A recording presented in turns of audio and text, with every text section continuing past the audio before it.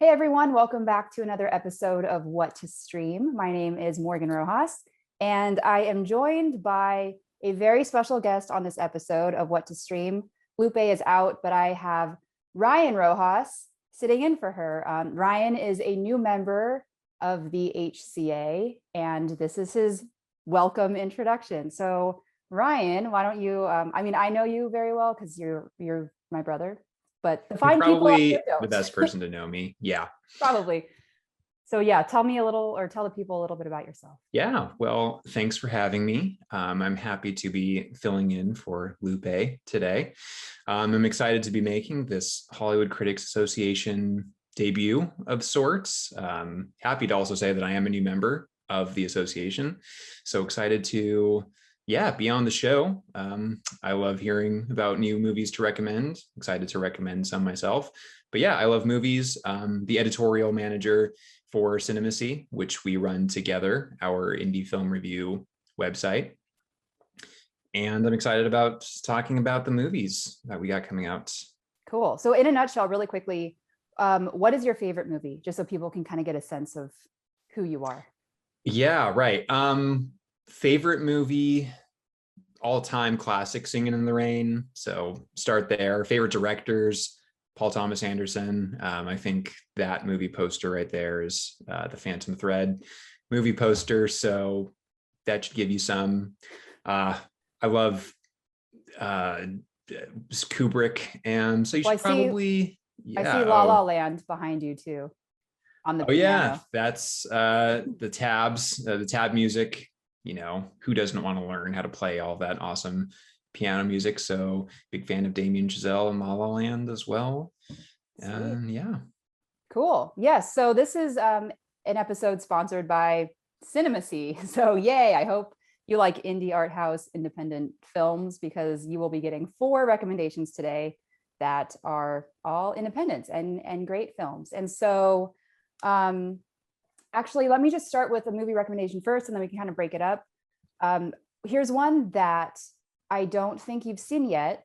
It's called Breaking Boundaries, and this is another David Attenborough documentary that is actually streaming on Netflix on Friday. So maybe not the most indie of indie movies that we could choose, but it's a really good one. This documentary, is narrated by Sir David Attenborough. So if you know his style of movies and kind of climate crisis films, you know what to expect with this one. It's only 75 minutes long, so it's pretty short. At this point, I think he's done so many environmental documentaries. There's only so many things he can talk about before he's just repeating himself over and over and over again. Right. I wanted to like this movie more than I actually did. Sadly, I mean, this issue is so important, and global warming, of course, we know is so important. And, how can we save the planet, cut back on carbon emission, and eat less red meat? But this movie was a lot of talking heads and a lot of interviews, and it didn't show animals nearly as much as I was hoping it would. It had vast, planet landscapes and different geological environments that kind of showed the devastation of how we are just contributing to the destruction of the planet. But there was also equally the same amount of graphs and numbers and computer simulated infographics and things that kind of were boring in a way. It just felt very dry. And for a movie or a documentary that is so already kind of a sensitive subject, I don't know, it felt more like a stern warning from like a disappointed teacher than actually like an inspirational, like, okay, let's save the planet. Here are the tools. All that to say, though, David Attenborough has put out so many incredible documentaries under Netflix and like Nat Geo and BBC. So he definitely knows what he's doing. The work and the story and the intent is so clear and it's so important. And I definitely think people should watch this. But it fell a little flat in terms of just like the engagement and the visuals and the monkeys. Like there just wasn't a lot of that in Well, there this won't movie. be in the future, in Sir David Attenborough's future of there won't be any animals, I guess.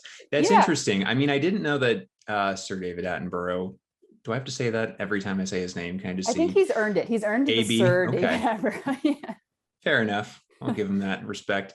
I didn't realize that he was such a repeat uh, champion of these climate movies. And the first thing I think of is Michael Moore, how he'll Mm, is just be so repetitive with his social doc and very needed movies. But I wonder if, yeah, every time that a new Michael Moore movie comes out, I'm almost wondering what's the new spin, what's the new take. So yeah. in this movie for Netflix, Sir David Attenborough, I'm wondering what was the new spin, and it sounds like it's not exactly there. Obviously, if you're pretty passionate about this issue and you want to learn, it sounds like that'll be there and good for people. But okay, yeah, that doesn't totally hook me. Yeah, it's a bit repetitive. I mean, the problem is nothing's changing. So that's why these movies are continually being made. So it makes sense that there's going to be like another one in probably a year and just like, okay, we're still not saving the planet as fast as we should. So it makes sense, but yeah, it's not my favorite in his long lineage of yeah, nature docs. Yeah, and you are a fan. I know that you have that thrifted Sir David Attenborough T-shirt. I'm sure I you must have worn do. it I should have worn one it of these now. shows. Missed opportunity. Dang it. You'll wear it for the Yeah. next one, for the next doc that he makes, Yeah, God and willing. you are reviewing. He's like 94. So yeah, hopefully. Do it for David. But yeah, all that to say, Breaking Boundaries, The Science of Our Planet is streaming on Netflix this Friday.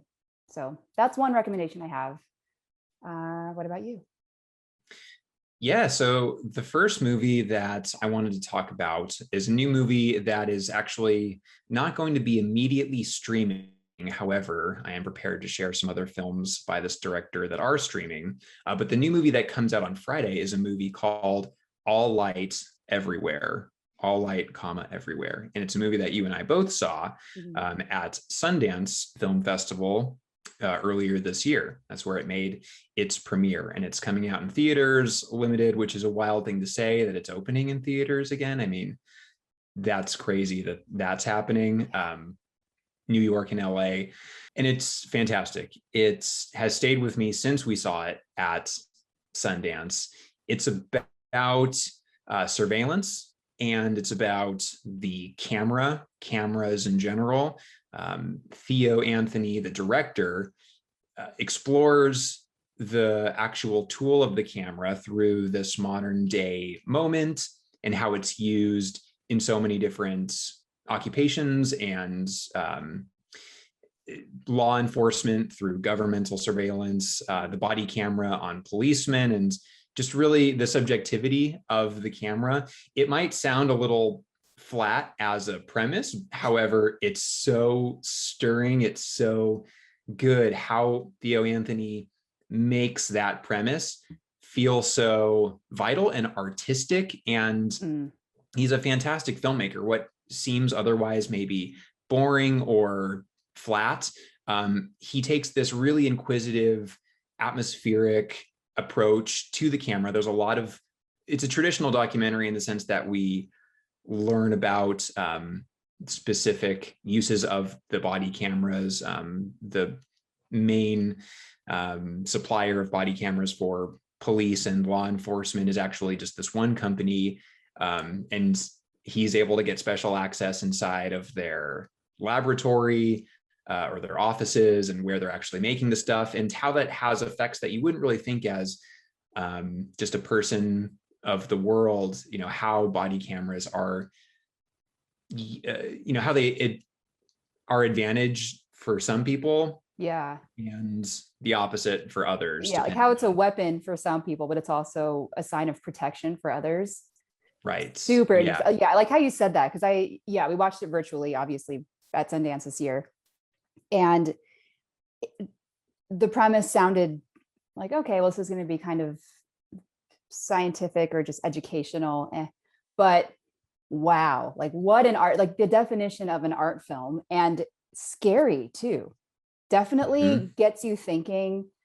The guy who kind of leads the filmmakers through the factory of these body cameras, he's such a character in a weird way. Like knowing that this guy is in Yeah. charge of this stuff is kind of unsettling. It just is very, yeah, it's a very unsettling movie, but definitely a really important one. I think everyone should watch.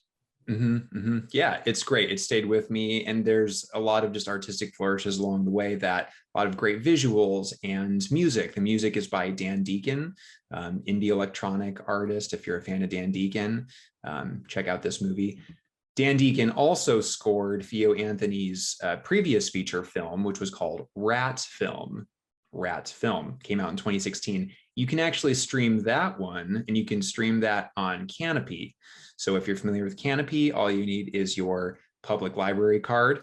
You sign up, you can watch films for free. So if you haven't seen any of his movies before, I would say start with Rat Film, and you'll see what kind of a filmmaker Theo Anthony is. Again, these are documentaries, but he makes it with a really different approach. It's a lot Yeah. more, yeah, like atmospheric. I said that before. I think that's a good word to describe his stuff. So I checked that out before seeing All Light Everywhere, which is in theaters in New York and LA this weekend, before expanding nationally after that.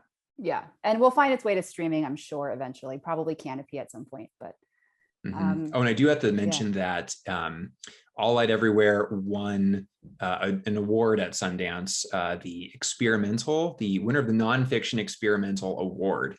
Mm, Not every film wins an award at all the film festivals. So if that makes you decide, yeah, okay, I'll check it out, it's an award-winning film, then there I you hope you do. go. Nice. Okay, so we're halfway through the episode. This is just a quick, gentle reminder that you can follow Cinemacy on social media. You can follow us on Instagram at Cinemacy. That's where we're the most active. I kind of like that the best because it's visual. And I think for movies, of course, it makes sense. But we are also on Twitter, Cinemacy Speaks. We use that as well. And YouTube. We are on YouTube. Generously, we're being hosted by the Hollywood Critics Association, but we also run our own YouTube channel, which you can find at Cinemacy. Yeah, you know what I noticed is that we're almost to 1,500 followers on Instagram. We're Yay. almost to 1,000 on YouTube, and not yet. And what I would love to share with everyone that's watching this is help us become, say that you were part of the first 1,500 on Instagram. Say that you were part of the first 1,000 people that followed us on YouTube. Oh, what an you know, honor that would be. I I would love to be a part of a group of people that was, the first 1,000. That's like we'll know who you are if you are following us at that level. So Yeah, hope you value the content and the stuff that we're making. Hopefully you're enjoying these shares. We got a couple more for you. we do. Awesome segue. The next streaming recommendation I have is something that we both watched over the weekend. And being lifelong Friends fans, I have to say, Yeah. this Yeah. one was Spill it. very, very special. And what's funny is we both hesitated to watch this reunion because we were lifelong Friends fans since high school. Yeah. Like we would play Friends trivia with our friends in high school. I had a It's all Friends coming out. purse, Yeah. the sweatshirt. Like we had all the DVDs, the box sets, before they were able to be streamed or anything. We just had all of the physical media. So that was a bygone era. Before it was in Urban Outfitters and all that. Like we lived it and loved it. So seeing it on this reunion and just the hype, I was not into it. I was like, nah, I'll just catch this later. But it was our mom's birthday, and that's what she wanted to do, is watch the Friends reunions. We're like, oh, okay, I guess that's fine. Happy birthday, Mom. Happy birthday, Mom. Wow. The nostalgia just hit me like a wave. Multiple moments, I was like getting teary-eyed thinking about not even just the experience of watching these 6 people be reunited in this incredible once-in-a-lifetime setting, but it just brought back so many personal memories of watching the show on a Thursday night with you in the living room. And just like, that was the thing, 8 o'clock Thursdays, it was this event that happened every week. And seeing that come to life again was just so special. And I mean, the reunion is great. It's like an hour and a half, almost 2 hours. Yeah, hour and a half, I think. Hour and a half. Okay, cool. Yeah, even more digestible for people who are kind of on the fence. But I mean, it's basically the six people reuniting and being back on the set and watching bloopers for the first time and telling stories and, Q&A with James Corden, but that's fine. He's the newest friend of the group. I guess, whatever. I'll never get cats out of my mind when I see him. So he's always tarnished. Smelly cat. Ooh. How come they didn't tie that in? Yeah, he just wants to distance himself from every feline related reference. But yeah, I would agree. You're not going to watch this if you're not a Friends fan. Maybe you would watch this if you're like, oh, I've never seen an episode and I want to see what the hype is about. I think that this will definitely satisfy the most passionate Friends fans out there, such as ourselves. I read things on the internet because, of course, and I'm seeing all the takes, seeing all the stuff about what people thought. Obviously, some people liked it, some people didn't. Some people thought that this was too much, was all over the place, was a little too contrived. And while I was hesitant myself about going into this, knowing that there was that this was basically just a huge opportunity for Warner Brothers to make this happen, to create this huge experience with Friends. They have the catalog, it's on HBO Max. You can stream all that there.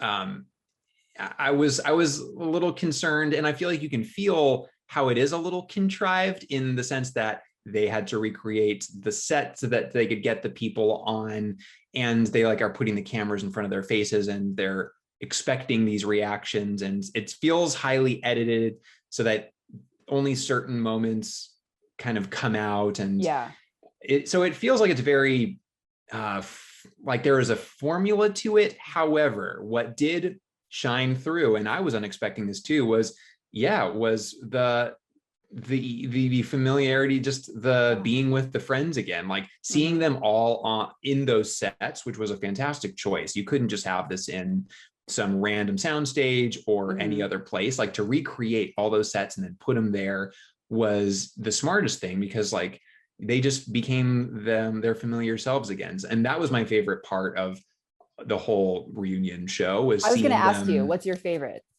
Yeah, because there's a lot of different things too, right? Like there's the whole interview that happened with James Corden in front of a live studio audience, or not studio, they're outdoors. This happened after COVID, another part of it.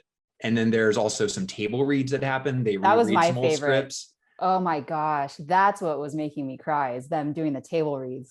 The Ross and Rachel first kiss. I mean, oh my gosh, all the knowledge that we discovered. It's like, oh my God, I want to, like you said, kind of rewatch the seasons again.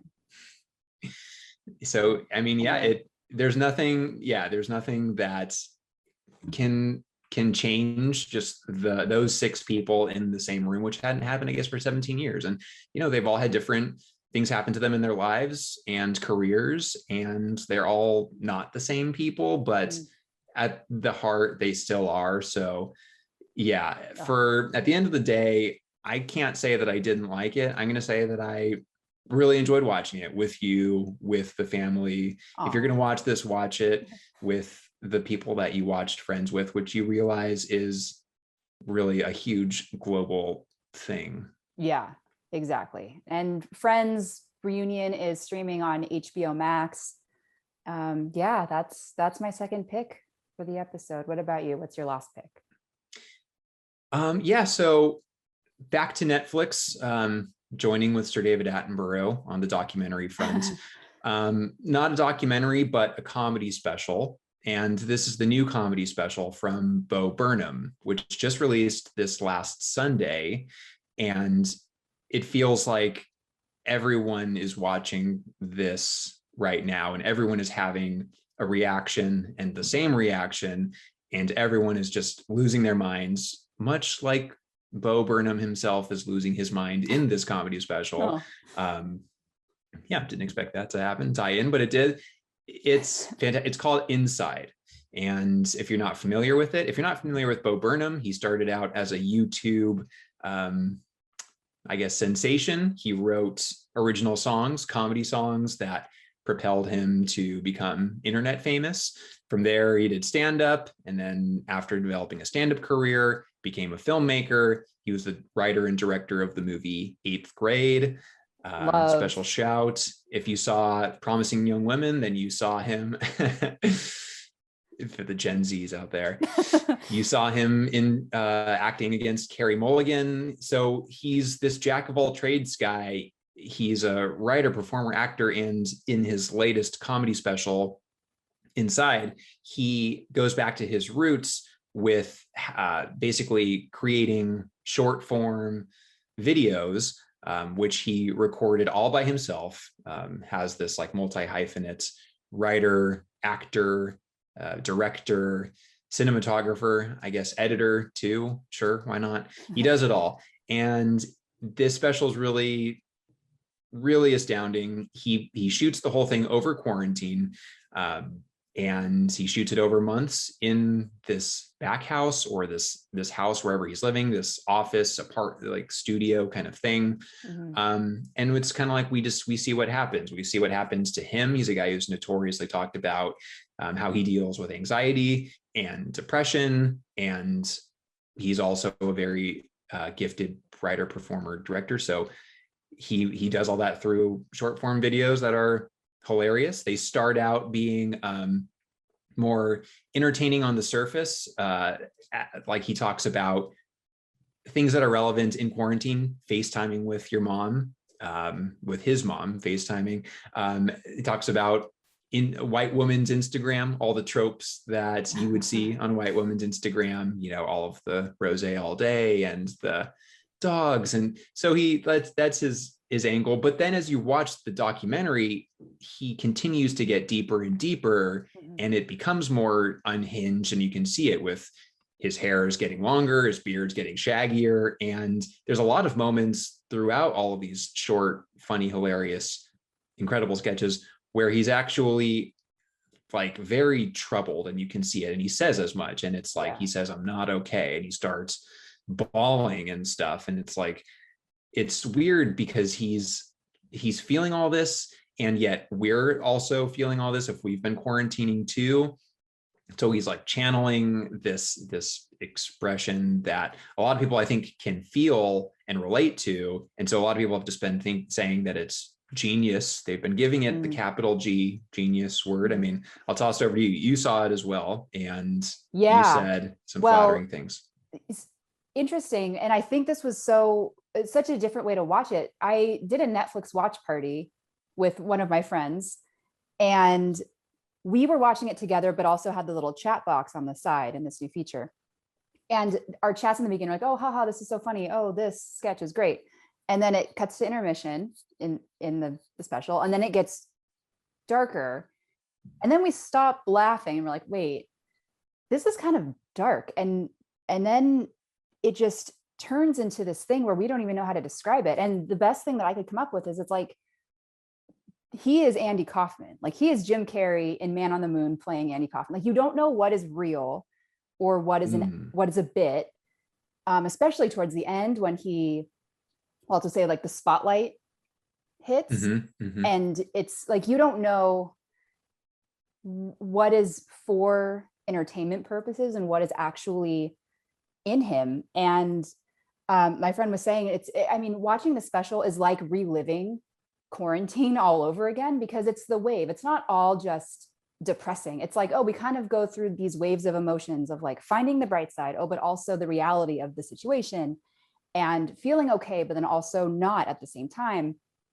And it was really interesting to watch this film, and especially with like in a Netflix watch party of sorts, because you also don't feel so alone when you're watching it. So I think that really helps if you're interested in watching this, I'd recommend it like in a Netflix watch party of sorts, or even, well, no, I guess the friend special wouldn't, but that would be ideal too. But yeah, just text your friends if they're not there. yeah, exactly. They'll be there for you.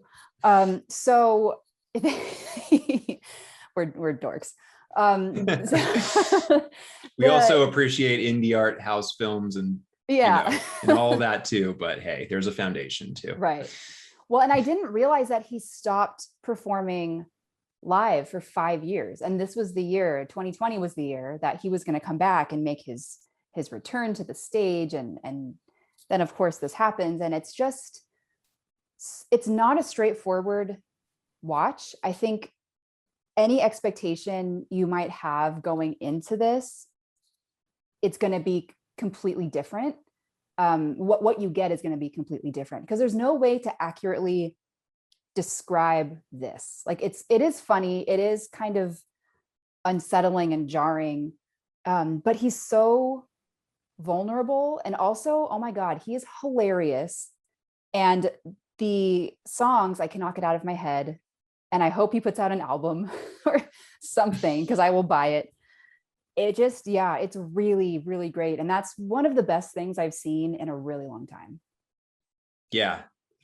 I mean, 100%. Like he's done something really special. And it's like this historical document of what quarantine feels like and what people will remember this time by. We all had our different experiences, and some people have a lot to show for it. Some people don't have all that much, but what Bo Burnham has created has just been this thing that's been growing inside of him. And yeah, you mentioned he stopped doing stand-up. He was having panic attacks on the stage while he was performing. He was actually having panic attacks and needed to stop performing live because that was growing too much for him. So it's it seems most logical that he's using his filmmaker skills, which are like, the craft in this movie is so good. He's just so limited, but he uses things so inventively.